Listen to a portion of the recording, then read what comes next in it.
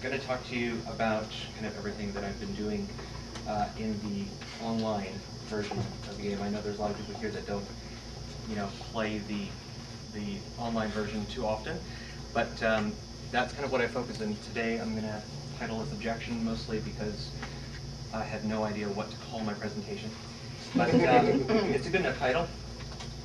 If you're not familiar with any of the work that I've done so far, you might have heard of OHBot, or OHBot, which is Uru's first and only Cyan-approved computer-controlled avatar.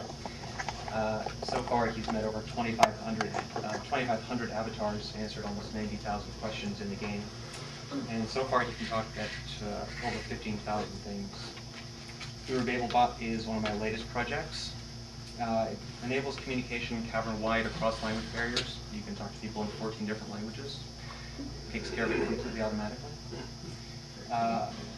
Users in 17 countries. New versions coming soon. I'll talk about that in a moment. The KI directory, the replacement for the old KI list in the MIST online forums. Now got over 1,000 avatars listed there. And finally, recently I held an event in the cavern that had to do with a bomb that talked and didn't like being talked to or touched, otherwise it kept recounting its countdown. But it was a good success. We had the city locked for almost 6 hours straight, which was very cool. So the kind of objections I've been getting in the forums recently, robots in Uru are destroying the cavern, robots that give out public information are destroying the cavern, robots that exercise are destroying the cavern, and robots that talk and explode are destroying the cavern. And fair enough, that last one, if he had actually exploded, that would have been a bad thing. But you can see a pattern emerging here, and that's robots destroy caverns. Unfortunately, there's only one problem with that. It's been about 6 months now, and the cavern is still here. So I like to point that out to people who have that particular objection to what I do. Probably most interestingly, I've had a lot of great feedback. Some people have created some awesome pictures. This one was created by Tweak, and a series of posters he made for the Guild of Writers. Toasters, know your place. It's a great one.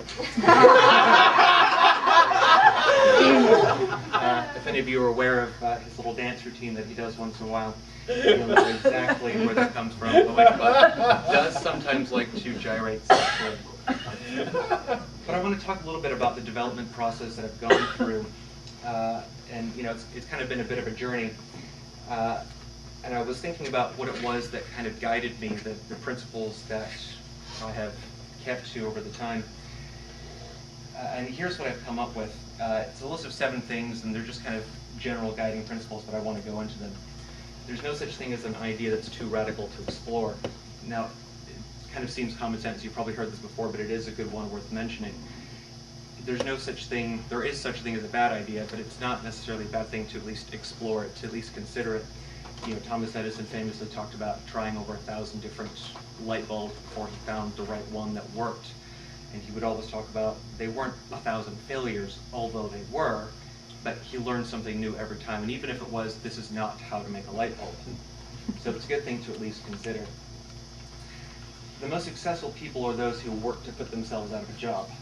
This one sounds incredibly counterintuitive, and if you've never heard this before, we'll save that for an entirely different presentation because that's a whole long, overarching thing. But I'll mention this later on. It does have applications, especially when it comes to some of my projects like the OHBject and the KI directory. Change is inevitable and delivered by champions. I was showing this presentation to a friend of mine ahead of time, and they suggested that OHBot should pop up and say, that's why I voted for Obama, OHBAMA. That's probably a little bit over the top. But this is a good one. And if you've worked in corporate America, you've always heard change is inevitable, and you've always heard about somebody championing a project. And that's basically what this is. Change really is inevitable. A lot of people don't like the change that I kind of bring to the cavern through what I do. And I like to remind them that if it wasn't me, it would be somebody else, and at least with me, you know that you can voice your opinion. So there's always that. When offering a service, the value of the service is determined by the consumer. A lot of you know that OHBot has the ability to do translations, and that was where the whole translating within the cavern thing came from. And when I first did it, I didn't consider the value that it was going to have. I thought it was just a gimmick, something just for fun. that people would find humorous in a way. You know, you could translate Swahili so you could check to see if Hakuna Matata really meant no worries. It wasn't until I turned it on and about 10 minutes later, people started IMing their friends who didn't speak English, you need to get into the Guild of Breeders now. And for the first time, people came in and were able to talk to people. And they instantly found the use that I had never considered. It seems kind of obvious in hindsight, but it wasn't until I saw people actually doing that that I realized what the value of that was. So that's a good example of that. Fluff, eye candy, and other forms of nonsense are just as important as a core product. Amen. Yeah, OHB is mostly fluff. You know, his primary functions are things like the translation or the portal calculator, the pellet calculator, all of the actual functions that he has, even looking up the weather. That's a core function. But you can also ask him, what's your favorite food? People still continue to do this even though they know that it's a computer program that doesn't eat. But there is something valuable about having that kind of added on fluff. And without that added fluff, it wouldn't be anywhere near as entertaining as he is today. Good design is determined by the user. If it isn't instantly usable, it's a bad design.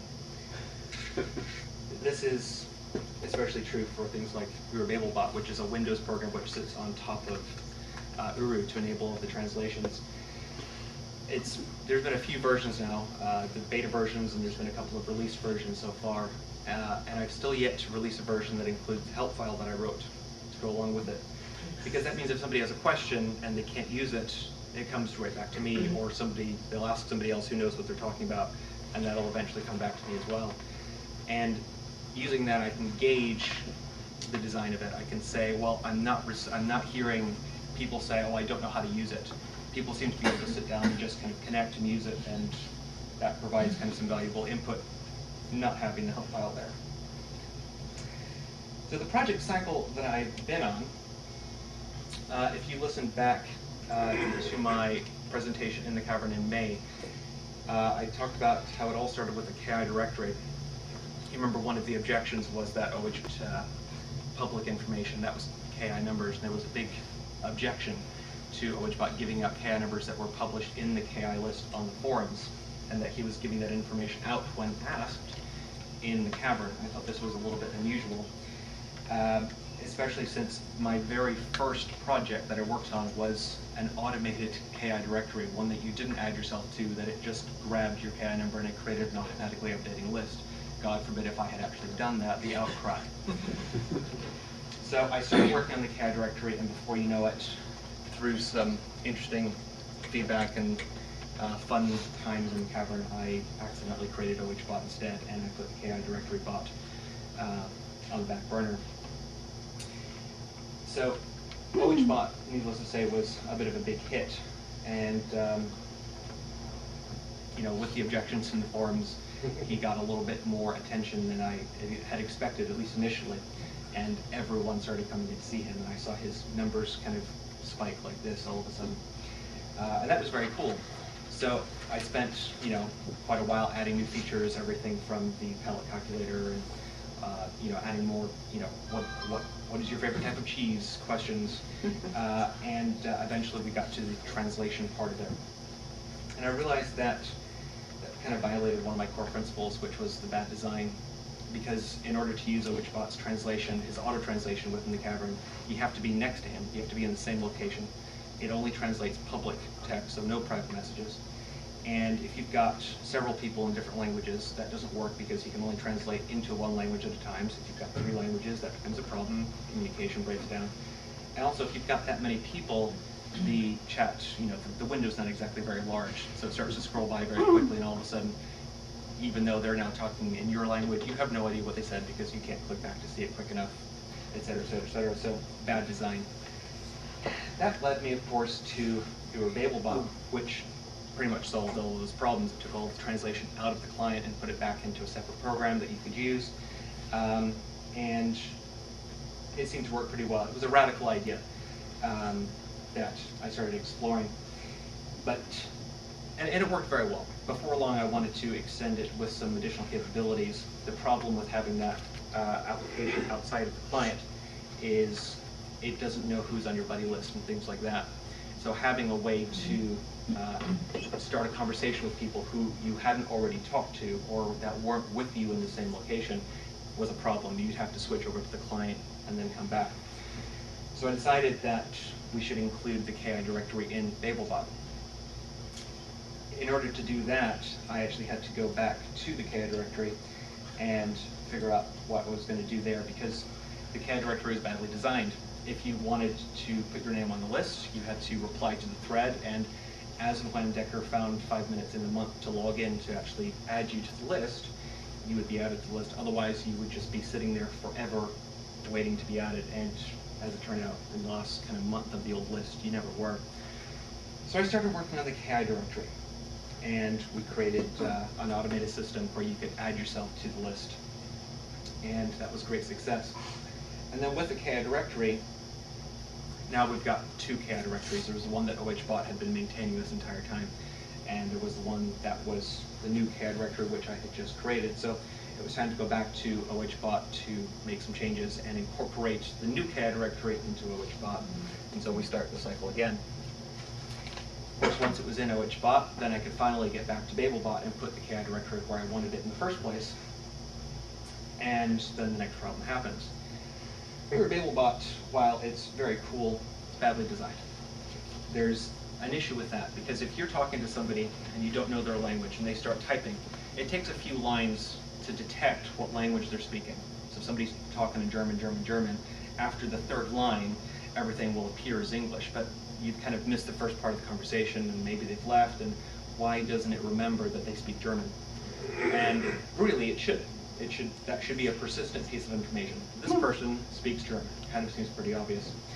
So where do you store that? Do you store that with OHBot? Do I create some sort of new mechanism in BabelBot that stores it locally on the computer? Well, that's really information that should be able to be shared with everybody.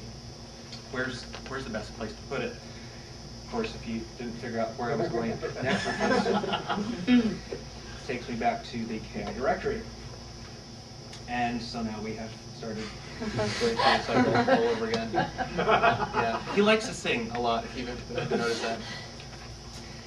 that. So that's kind of the cycle that I've been on. Everything seems to take me all the way back around. So I really did decide that the KI directory was the best place to put this. I don't know why we have to limit it to just KI numbers and names. So the current landscape of where we're at right now with my stuff plus Guru's, we've got this KI directory sitting over here on the left, and depending on that is OHBot, which gets, or OBot, which I've decided is a better name. OBot, which gets his information from the KI directory. Also BabelBot, which pulls in the KI directory from the KI directory, and is set up to allow something like, let's say, language preferences to be stored there as well. And then over here on the slide, we've got Uru. It's all alone, it's closed, there's no connections to it. I think this is bad design, and that's where we are now. So there's a lot that we could do with it in the future.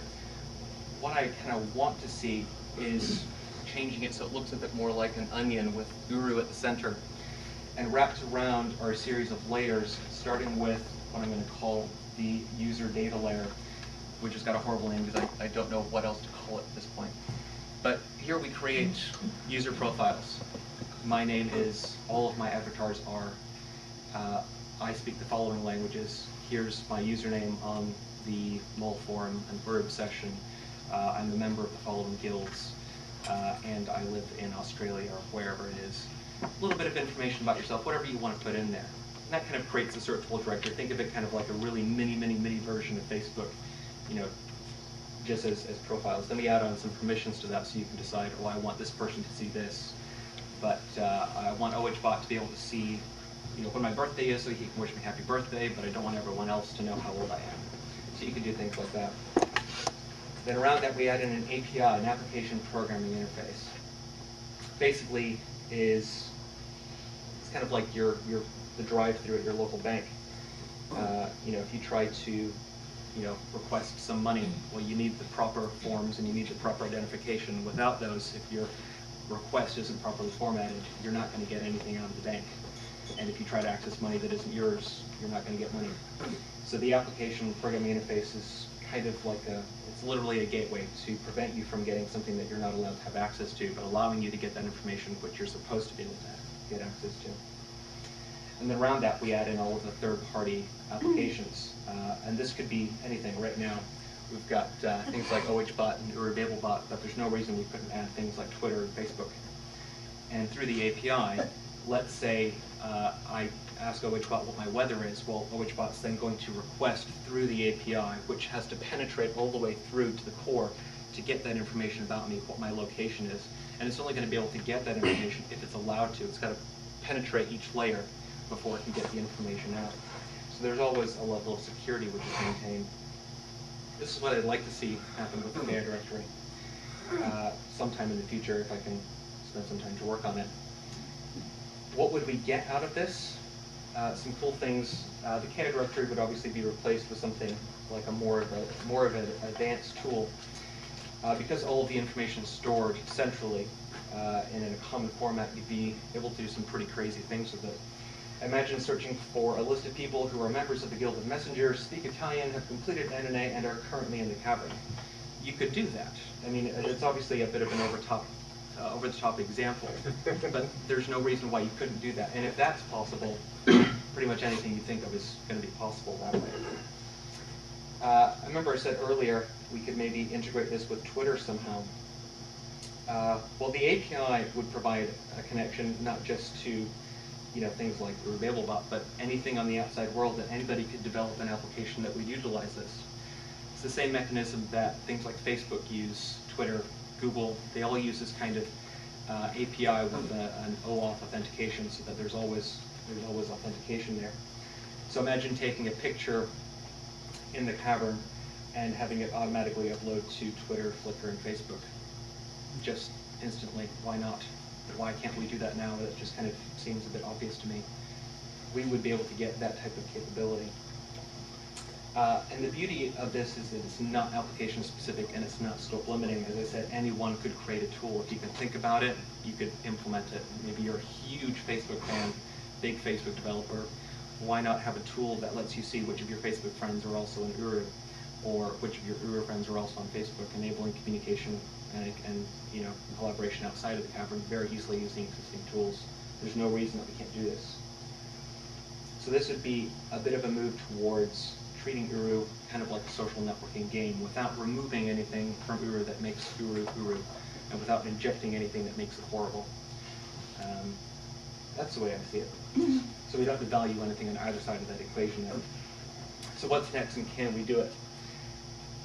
The next part of this always gets a bit of a hearty objection in the forums because it is slightly controversial. And we're just going to quickly ask OHBot a question here. To define hacking, the verb devising or modifying a computer program usually skillfully. There we go. I'm not going to argue in favor of hacking because I think kind of the conversation is pretty much over if you know what's going on. I just want to point out a couple of quick things. Hacking is by definition a creative and a constructive process. It should not be confused with cracking, gaining unauthorized access to a system or banner by bypassing security. Hacking is not intrinsically bad. There is good hacking and there is bad hacking. It's really what you intend to do with it. And that's the usually skillfully part of the definition. None of my projects have utilized hacking so far, but I do support the good type of hacking. Without hacking, we wouldn't have things like fan ages. And we're pretty much all in favor of fan ages. Those are good things. We wouldn't have awesome tools like the Whom plugin. And eventually, when it comes out, the Pigeon plugins, which will allow you to chat in Cavern on your iPhone or a better phone. Small jab there. Sharper's Journal, the memorial imager would be blank. In this iteration of Uru, Cyan forgot how to do that. And the hackers said, here's how to fix that. And that happens a bit too often. Also, the API I'm proposing wouldn't be possible. The final word on this, I didn't even see that. We do owe a lot of thanks to the hackers that have come before this, because they've put in a lot of work to this, years and years worth of work. We have the admin key. We don't have the admin key. Well, that's also true, yes. Some things we don't talk about in this presentation. The proof is really in the pudding that, you know, they've been doing it for years, and, you know, Uru is still there. You know, Cyan has actually approved things like the Pigeon plugin. So, you know, I just want to kind of say hacking is not that really scary thing. And for those people that are still kind of a bit skittish about the idea, there is some good news, and that is the hacking is already done. All the tools that would be needed to create this API have already been created. It's just fitting the pieces together. So there's no more kind of active hacking and finding out what's going on. Everything that we need is already pretty much done. So that's kind of cool. So we come back to this cyclical graph here. And with the changes to the KI directory, the model of everything slightly changes. And we get a bit more of a project structure here, where the KI directory is now kind of a parent disseminating information, which everything kind of utilizes to bring information in and out of the game. And we're on slide 16 now, and that was all about the KI directory, and that's just one of the 3 projects that I work on a lot, and so I don't want to take up too much time with that, but yeah, I think that's kind of where I want to see it go, and I'm kind of looking for people to be like, yeah, that's awesome, let's do it. So we'll leave that for now and quickly talk about OHB here. OHB. I wasn't sure what I was going to say about him, and I decided I wasn't going to say much, because if you've ever talked to me online before, it seems like all I do is talk about OHB. I did, however, create this really cool chart, OHB's online data sources. I was kind of surprised about how many there are. He does pull in a lot of information. Unfortunately, none of the lines go outwards yet. That would be a good thing for the future as well. Everything just comes in. To that end, I'm just going to point you towards the OHB website if you haven't been there or haven't been there in a while. Make sure you go back. It is really, really cool, because I wrote it, and it's awesome, and it's orange. You can obviously chat with OHB, view your profile, check out the command reference, get all sorts of statistical information, and listen to any audio recordings you make in the cavern with them. But there are some plans for the future of OHB. I haven't really shared these with anybody yet. But here's an idea of what I think you should be able to do in the future. What's the first one here? Interact with groups instead of being limited to one-on-one interactions. I think you should be able to understand a wider variety of questions, construct responses procedurally, have emotions that change based on usage and environment. Not going quite as far as data on this one, but emotions I think would be a good thing. You should be able to fix banners. These robots are destroying the cavern. Yeah, you extend our arms, you can just go right up there. I think you should be able to learn things and understand what you tell him enough to be able to pass that information on in a relevant manner. And little things. I think you should be able to change his clothes when he wants to, instead of having to wait for me 3 months later to actually go in there and give him something better than a green jumpsuit. And visit different ages when he wants. And I have ideas on how to implement all of these. But as of right now, these are all in the radical ideas stage, and I'm exploring them. And who knows where they'll go. And I've got lots of ideas that people always give me, so we'll see what happens in the future. A little bit of a word on OHBjection. I made another cool graph for this as well. It doesn't bring in quite as much content, but you can kind of see what happens there. Where are we with OHBjection? There's a new version coming soon. If you've been keeping up with this, there is a major issue with, well, not with Italian and Portuguese, of course, but with OHBjection that doesn't allow it to work for Italian and Portuguese explorers, both for entirely different and very unusual reasons. There's going to be some bug fixes as well.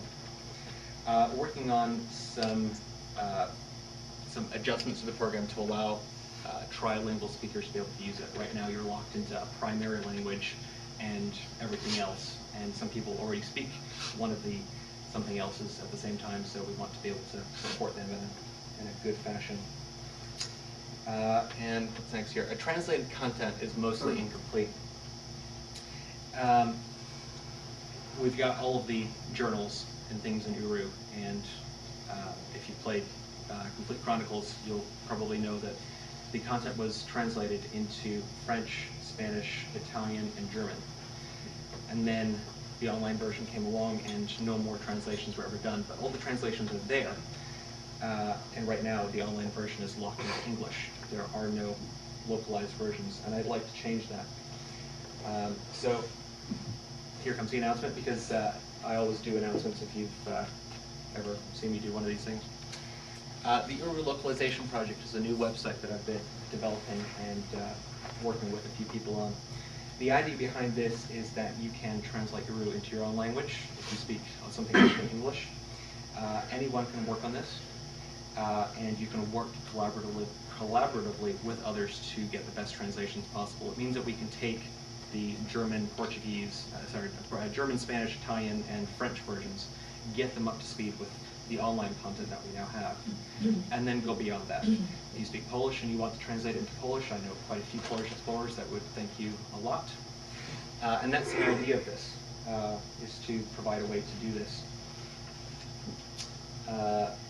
The translations that are done will be immediately available in OHBjection once they have gone through the collaborative approval process.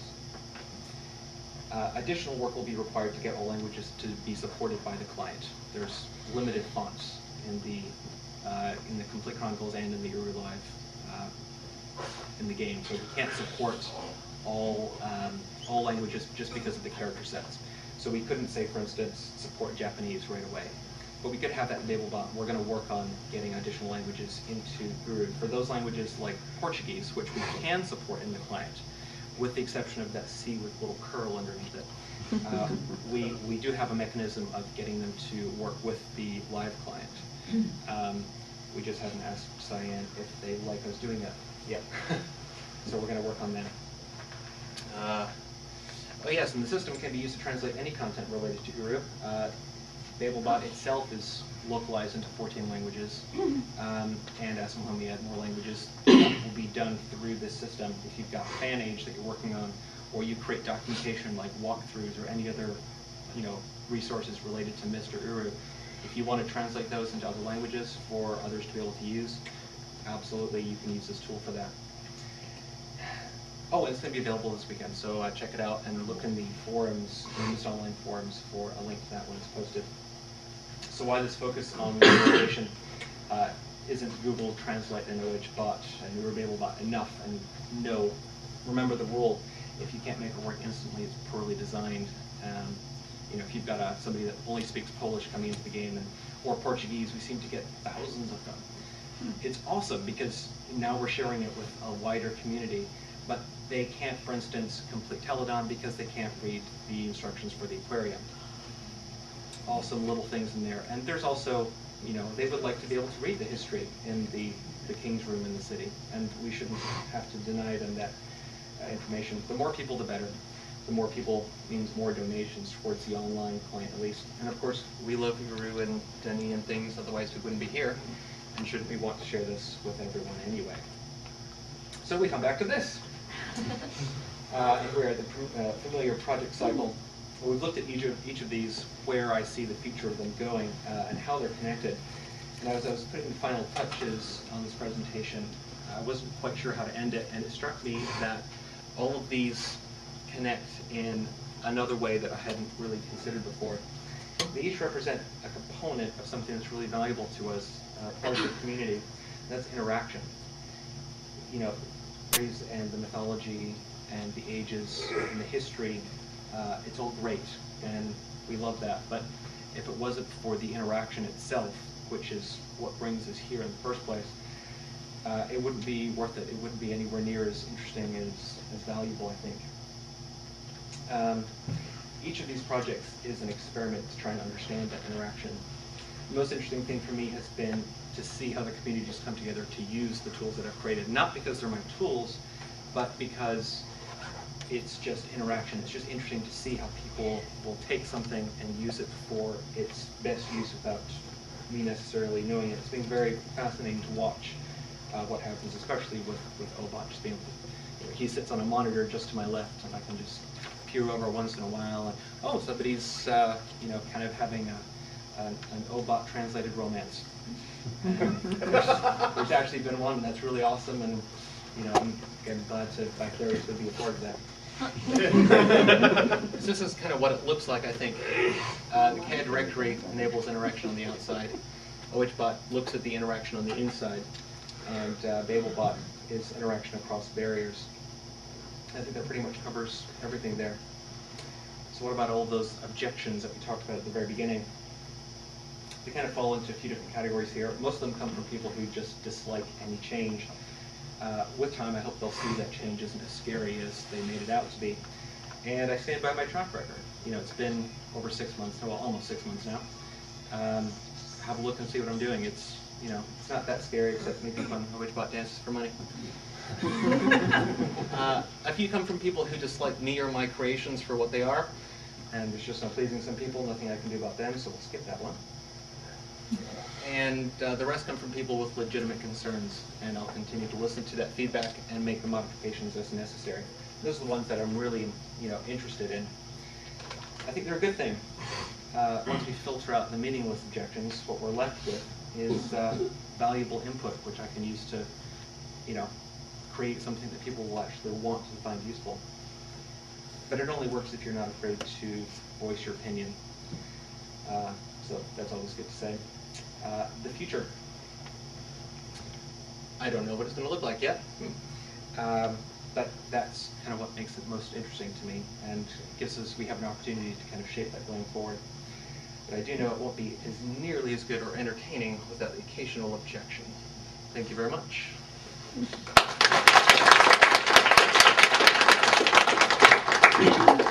Quickly before we get to Q&A, I need to post this. This is a big thank you to everyone, and I'm sure that will get on video, and I'll post it as well. This is everyone that I could come up with on very short notice for people who have either, beta tested OHBot or BabelBot or the websites and things like that one. And of course, a very special thank you to Rand, especially to Rava, Chauvin, and everyone at Cyan. So thank you to all of them. And that brings us to Q&A. If you've got any questions, I would love to answer them. Yes? So are you thinking that the API would work with open source Guru when we have access to that? It would do. Okay. And so it would work ahead of time as well. Yeah. Okay. And the other thing is, does BabelBot do Dunny translations? No. I do have somebody who's working on a Dunny English translator, but BabelBot uses Google Translate for translations. Every time you type something, it gets sent to Google, it comes back. It's so quick, it's almost instant, which is awesome. But creating a translator from scratch for a language, especially one that doesn't have a full dictionary, is very hard. Yeah.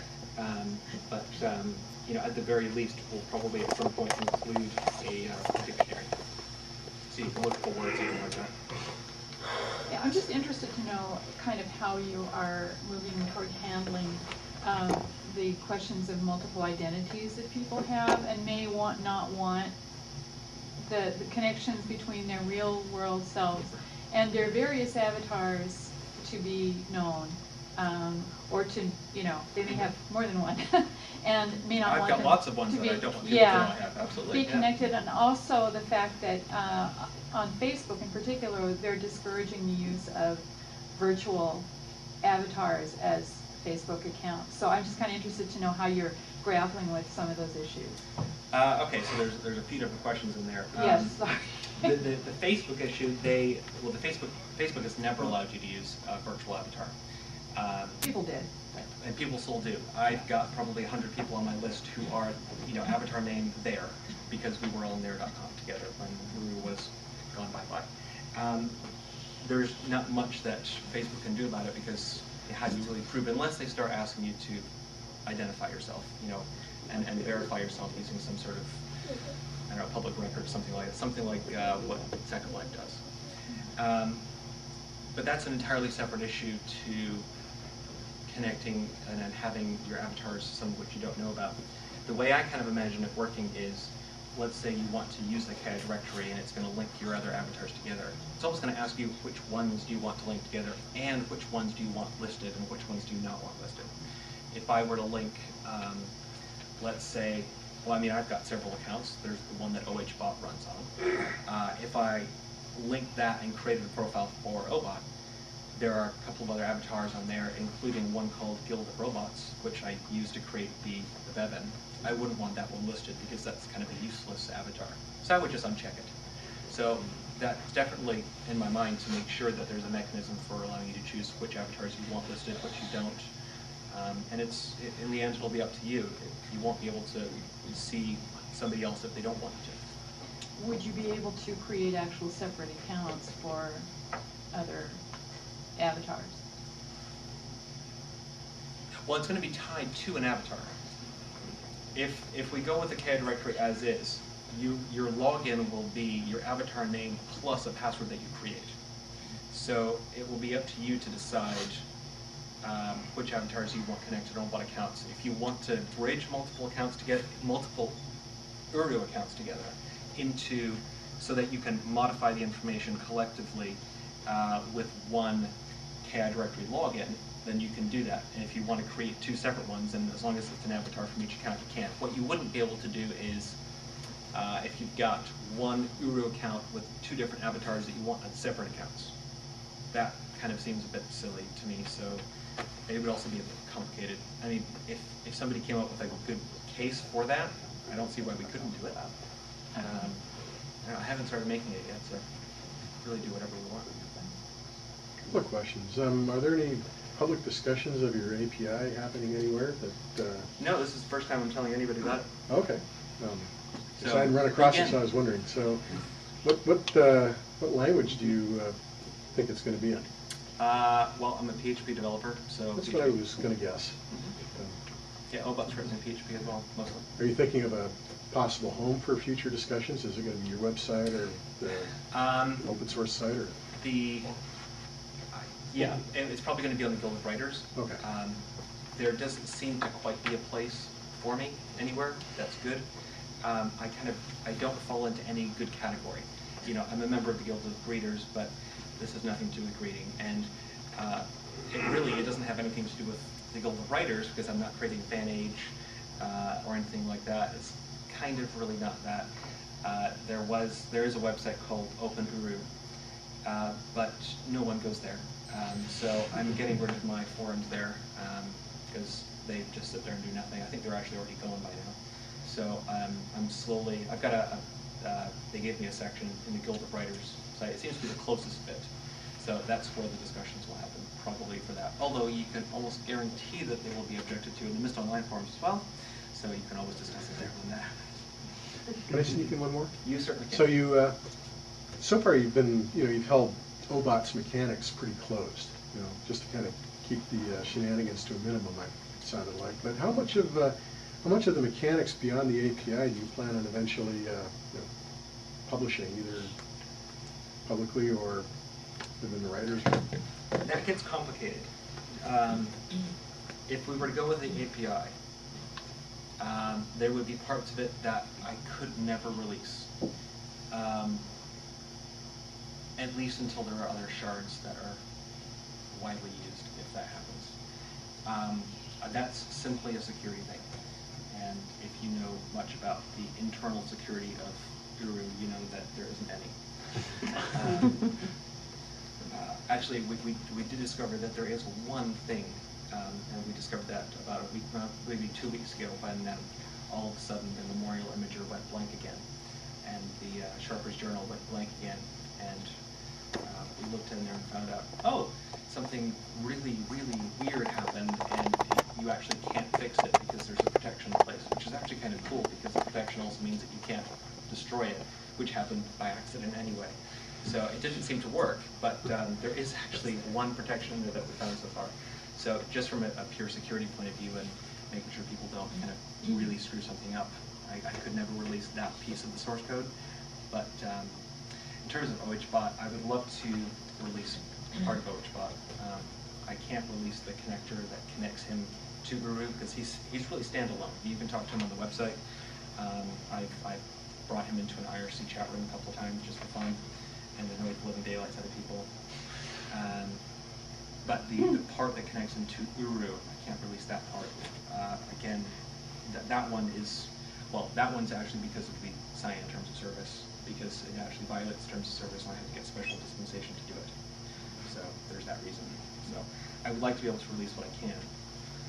So we'll see. If I get requests for specific pieces, I'm okay with doing things like that. Thanks. Any other questions for me? If not, I will go away. Okay, yeah.